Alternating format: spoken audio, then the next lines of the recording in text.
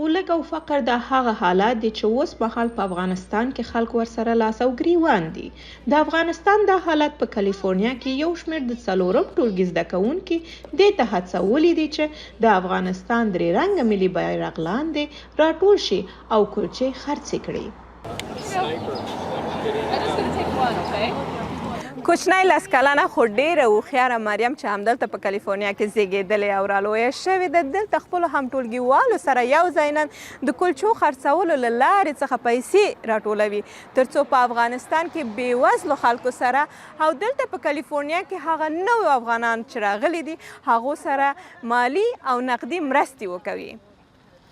Today I am doing a bake sale. زه نن دلته کلچې خرڅوم چې وکولی شم په افغانستان کې له یو شمېر بېوزلو خلکو سره نقدي مرسته وکړم. د مریم مور وایي د افغانستان وروستیو بدو حالاتو پر ما او مریم باندې ډیره بده اغیزه کړې ده.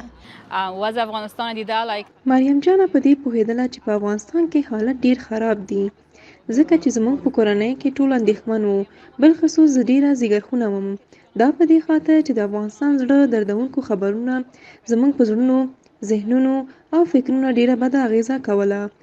مریم جانې راته وویل مورې زه غواړم چې کلچې پخې کړم او خرڅ یې کړم چې یو څه پیسې وګټم او د افغانستان له غریبانو سره مرسته وکړم.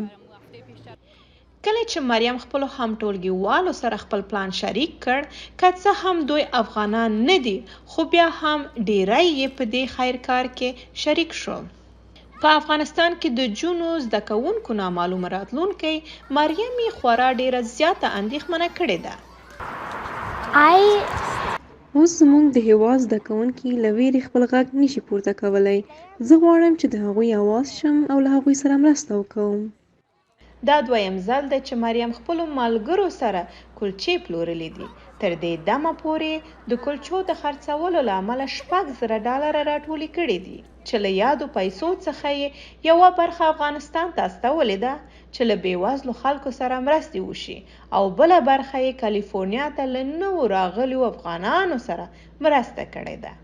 مریم وایي د خیر او مرستې خپلې دغه انساني لارې ته به همداسې دوام ورکړي. برېښنا تحریک د امریکا غږ آشنا ټلویزیون، سن دیېګو، کالیفورنیا.